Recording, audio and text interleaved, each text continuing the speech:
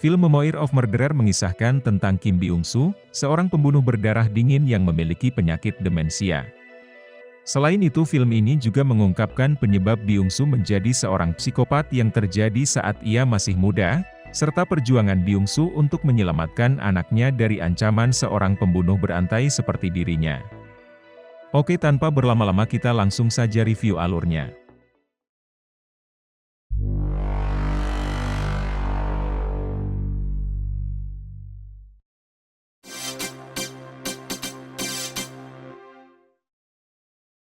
Scene pertama memperlihatkan Byung-soo sedang diinterogasi oleh seorang jaksa. Jaksa itu meminta Byung-soo untuk menceritakan seluruh isi dari jurnal yang ia tulis. Scene pun berpindah ke kantor polisi. Di sana Byung-soo terlihat kebingungan sampai akhirnya, seorang anggota polisi yang tidak lain adalah temannya datang, dan menanyakan siapa nama dirinya kepada Byung-soo. Namun Byung-soo tidak mengingat nama temannya itu. Tak lama kemudian anak perempuannya, Eun-hye datang untuk menjemputnya. Ketika di rumah, Byung-soo dan Eun-hye melihat berita tentang kasus pembunuhan berantai yang terjadi di kotanya. Byung-soo pun khawatir ketika Eun-hye akan bepergian keluar rumah, karena ia tahu bahwa ada seorang pembunuh sedang berkeliaran di kota mereka. Byung-soo sering menuliskan peristiwa yang ia alami, salah satunya kisah masa lalunya ketika ia masih bersekolah. Ternyata Byung-soo yang masih muda sering mendapatkan perlakuan kasar dari ayahnya.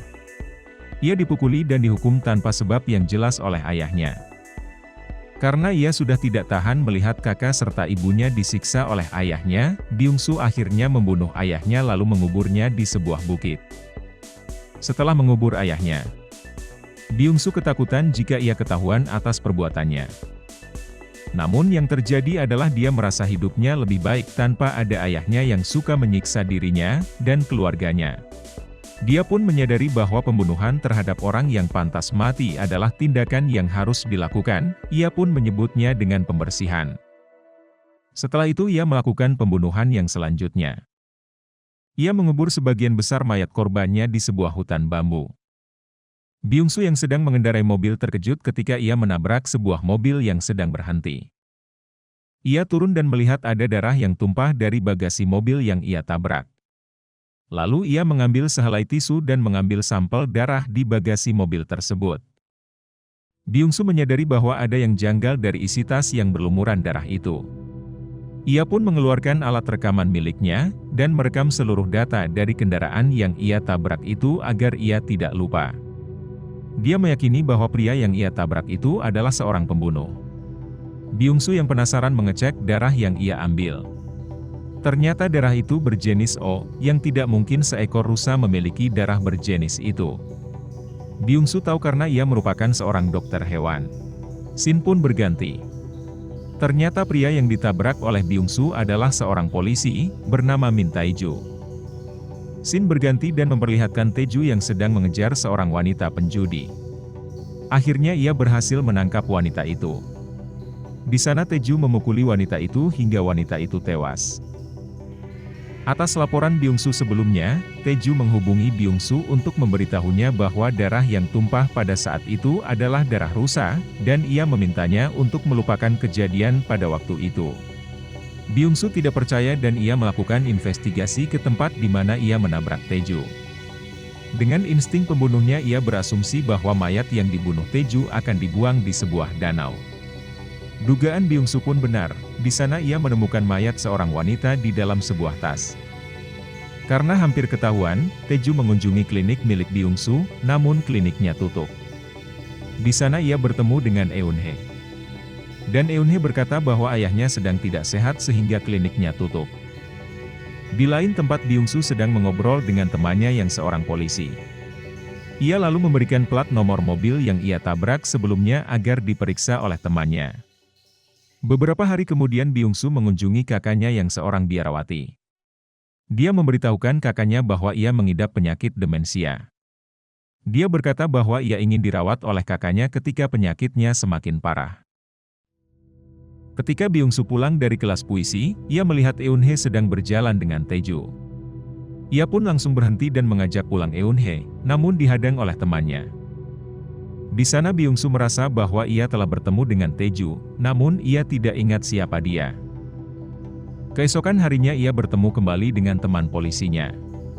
Ketika temannya akan kembali bekerja, temannya berkata bahwa plat nomor mobil yang ia berikan pada waktu itu adalah milik seorang polisi, yang bernama Min Tae-ju.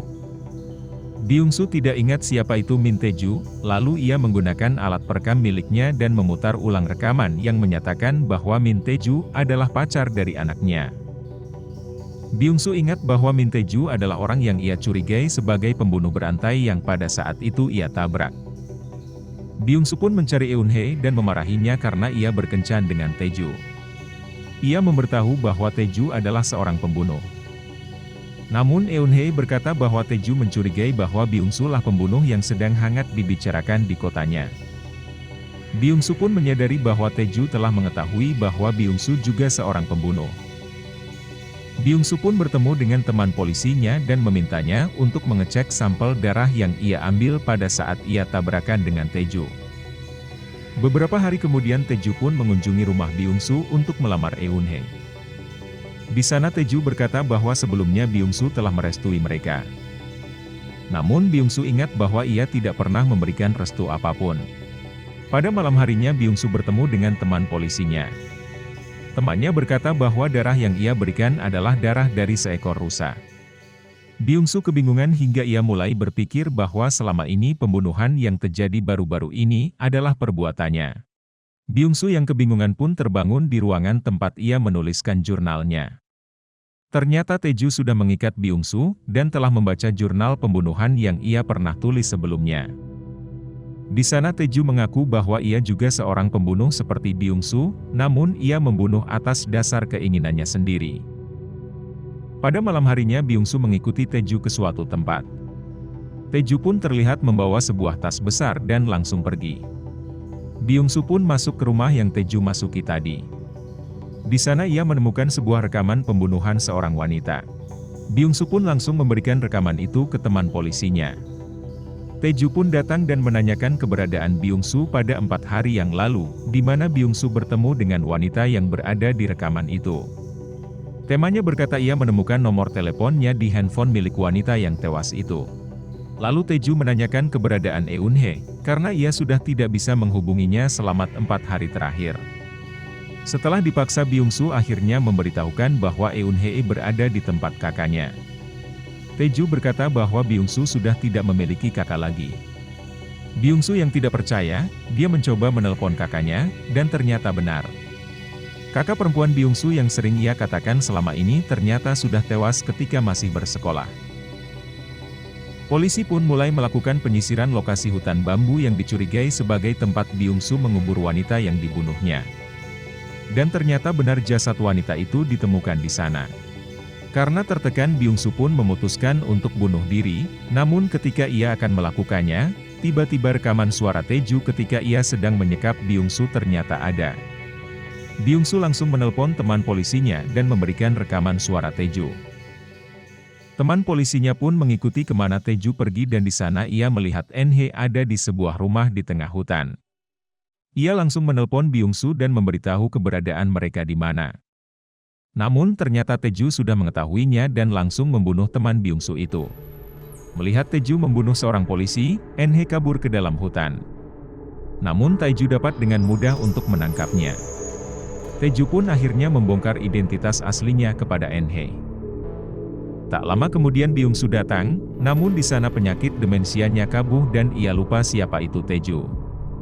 Tae-ju pun memanfaatkannya dengan mencoba untuk membunuh Byung-soo. Mereka pun akhirnya berkelahi, dan pada akhirnya Byung-soo berhasil membunuh Tae-ju dengan luka yang cukup parah. Eun-hye yang melihat ayahnya membunuh orang dengan sangat kejam, ia bertanya apakah ia adalah orang yang membunuh ibunya dulu. Byung-soo akhirnya memberitahukan bahwa ia adalah seorang pembunuh berantai yang telah membunuh ibunya. Ia juga berkata bahwa Eun-hye bukanlah anak kandungnya. Setelah beberapa waktu akhirnya polisi datang dan menangkap Byung-soo. Scene pun berpindah ke tempat di mana Byung-soo diinterogasi oleh jaksa. Jaksa itu bertanya bagaimana Tae-ju serta rekaman suaranya bisa tiba-tiba hilang dan tidak ada. Setelah itu jaksa itu memerintahkan polisi untuk membebaskan Byung-soo.